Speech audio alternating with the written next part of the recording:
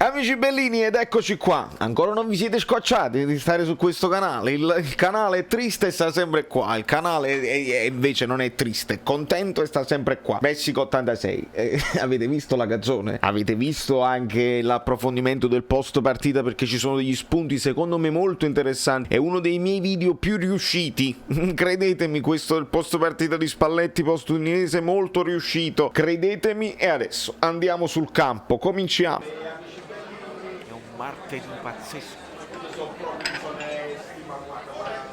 rumori incredibili, rumori. Allora, amici belli, io ho qua tutto segnato, mi sono riguardato gli highlights non dicono nulla, veramente non dicono nulla rispetto alla partita. Io dovrei riguardarmi in fast forward a 4x la mia stessa live per rivivere quei momenti, riguardare la partita completamente. Non c'è tempo perché Messico 86, perché è un martedì pazzesco, qua siamo ancora lunedì, io devo fare il che fare.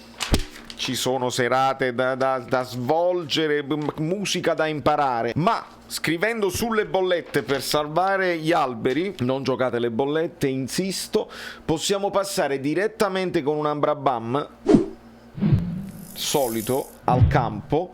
Mi dà fastidio questa cosa ulteriore, perché la partita è 1-2 e 3, perché così si legge il 3 del 13, Valerio Fluido. Signori, 4-3-3, ma senza alcun dubbio, ma andiamo a vedere pure gli XG prima di parlare approfonditamente delle prestazioni dei singoli, oltre che del collettivo, perché è veramente del collettivo che parliamo. Mamma mia, XG niente male, il Napoli fa 4 gol, ma almeno 3 ne doveva fare puliti per le occasioni. Guardate quelle stelline, guardate l'importanza, quelle stelline rappresentano specificatamente i colpi di testa. Non dimentichiamo il colpo di testa di Anghissà, che mentre sale in aria da un colpo di Reni nell'aria con i piedi e rimane in aria, e grande parata di Silvestri, probabilmente il migliore dei loro. Ecco, mannaggia, che cosa vi dicevo io nelle altre partite? Io voglio che il portiere avversario sia sempre il migliore in campo. Quello è il Napoli che mi piace. Silvestri migliore in campo perché para su Anghissà, para anche poi su Rachmani. Vedete, tutte quelle stelline sono le azioni clamorose che potevano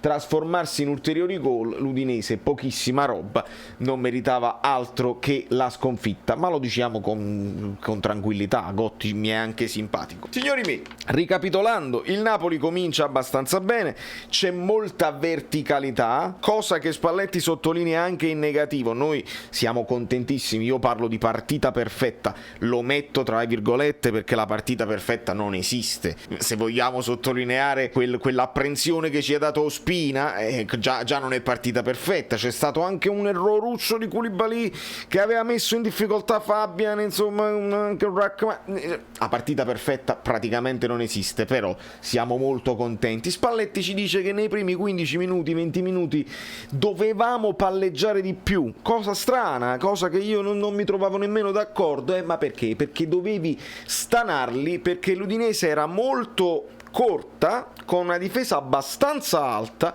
perché Gotti ci dice: se poi tu ti rinchiudi tutto, ti rinculi troppo, con una squadra tecnica come il Napoli loro in qualche modo arrivano lo stesso.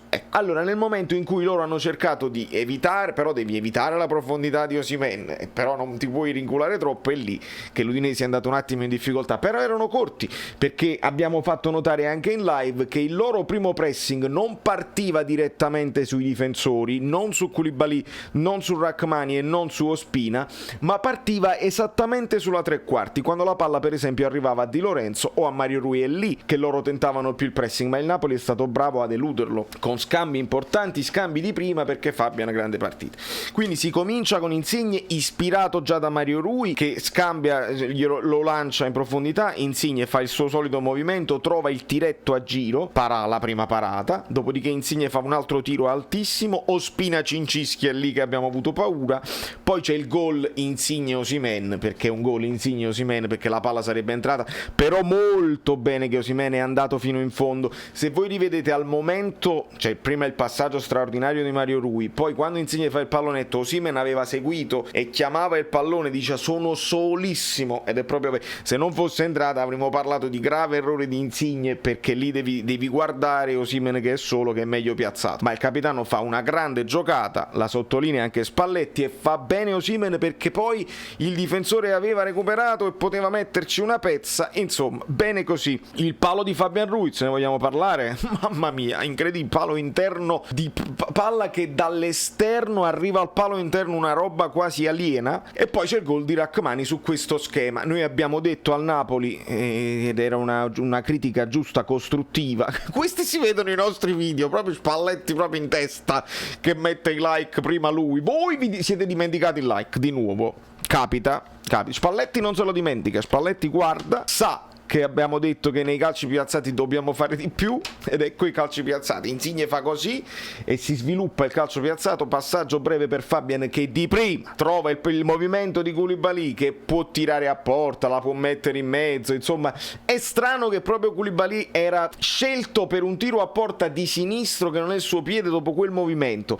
Magari posso ipotizzare che il passaggio di Fabian poteva essere magari un pochino più stretto e quindi Koulibaly con quel movimento avrebbe potuto intervenire di testa, che è la sua più specialità, e invece no, se la trova sul sinistro, la butta al centro, tira, insomma la palla colpisce il terreno prima, da zona decidete voi se è mazzo oppure no, se è mazzo evviva il mazzo, senza dubbio, e Rachmani è bravo a seguire e a segnare. Dopodiché c'è il gol di Koulibaly nel secondo tempo, ragazzi, io una botta così raramente di rara bellezza, ancora una volta su calcio piazzato, è bravissimo Fabian di prima a regalare questo cioccolatino a Koulibaly che si coordina, è di uno splendore stilistico il gol di Koulibaly, l'esterno destro che esplode e va nel set imparabile, una roba spettacolare, sono impazzito in live, non ci potevo credere. Poi c'è la punizione di Insigne che finisce leggermente larga, Anghissà di testa che vola e viene parato, dopodiché c'è il sinistro al volo di Osimhen, lì mi pare fosse ispirato da Insigne che finisce largo ma per me fa bene ad incrociare. Poi c'è il palo di Politano che ce lo stavamo dimenticando, il passaggio che era poi un cross col destro deviato da Stricker Larsen finisce anch'esso sul palo, la parata su Rachmani di testa, Mario Rui tiro centrale parato perché era riuscito anche ad arrivare al tiro Mario Rui, il gol di Lozano ispirato da Mario Rui, assist man, tra l'altro fatto un partitone Mario Rui, non mi va. Adesso andiamo poi alle posizioni singole, un ass, la serpentina, Ospina para su Pussetto e poi un ass alza troppo servito da Elmas che non deve essere sottovalutato. Signori, andiamo un attimo a parlare delle prestazioni perché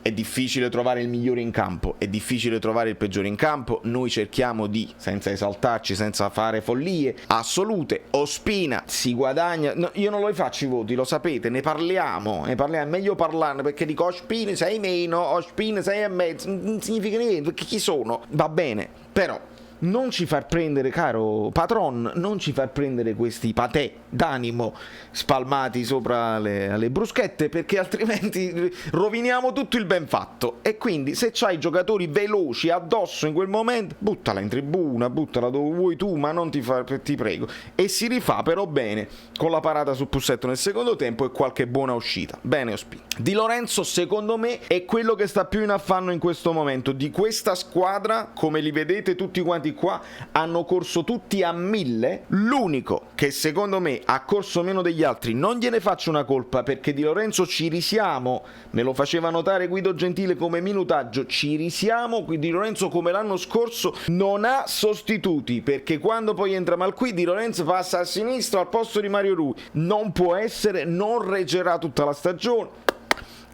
Sigaretta non lo può fare assolutamente, quindi perdono Di Lorenzo per non essere esplosivo nella corsa, si è fatto tutti gli europei, si è fatto tutte le partite da quando abbiamo cominciato, quindi non gliene faccio una colpa, va bene anche Di Lorenzo. Rachmani, Angioletto diceva Angioletto tra l'altro uno degli ispiratori della canzone Messico 86, non è che ci dimentichiamo noi, Angioletto è così. Angioletto diceva: come straordinariamente normale Rachmani, è proprio il difensore normale, ma nel miglior senso della parola possibile, perché è un marcatore che sta lì, dà fastidio all'attaccante, quando può provare l'anticipo lo prova, di testa si fa rispettare. Bravo Rachmani. Bravo, e spende un fallo, questa è la cosa che sottolineo io: spendere un fallo quando lo devi spendere, perché non devi far ripartire. Il Napoli è una squadra che domina, creata per fare dominio, ad un certo punto subirai dei contropiedi, è la storia di tutte le grandi squadre, non solo il Napoli, il Napoli subisce sempre i contropiedi. Andatevi a vedere il Real Madrid, andatevi a vedere il Chelsea, guardatevi il Bayern di Monaco, tutte le squadre grandi ovviamente sono propense a subire il contropiede, perché è l'unica arma che hanno gli avversari. Spendilo un fallo e si ferma tutto. K2 signori, K2, K3, non facciamo battute la terza gamba assolutamente, però è chiaro che Spalletti fa il gioco di parole con la doppia K, il comandante non solo della difesa ma proprio della squadra, e per me è bellissimo, credetemi, assist per Koulibaly, gol e grande prestazione, ed è bellissimo che lui dopo quel gol, che tu ti puoi proprio togliere la maglietta, io odio quando si tolgono la maglietta, però quello era un gol che ti potevi togliere anche i pantaloncini, quello va ad abbracciare Fabian, lo ringrazia, è troppo un leader assoluto. Mario Rui, e che grande partita ha fatto Mario Rui. Ovviamente non è stato molto però qualche recupero pure in difesa me lo ricordo di averlo urlato, ma è stato molto molto bravo in fase propositiva e guardava sempre avanti. Qual è il difetto più grande che abbiamo sempre detto di Mario Rui? Che è rinunciatario molto spesso, che senza genio quasi si gira e la dà a Koulibaly perché sta tranquillo. No, evidentemente Spalletti gli ha detto: guarda che sei tu il cursore in questo momento, tu giochi qua, tu giochi vicino a Fabian, perché poi quando Elmas sta un po' più avanti questo si viene a creare, signori, guardatele le posizioni medie. Mario Rui sta vicino a Fabian, molto spesso più avanti di Fabian, e si trova sempre in questa zona per caratteristiche, e quando alza la testa e trova la verticalizzazione il piedino ce l'ha, e con i tempi giusti di inserimento, una volta Insigne, una volta Osimhen, una volta Elmas, veramente la partita perfetta. Ma che meraviglia. Anghissà, boom, per me migliore in campo, è difficile deciderlo, però ha fatto una crescita durante la partita.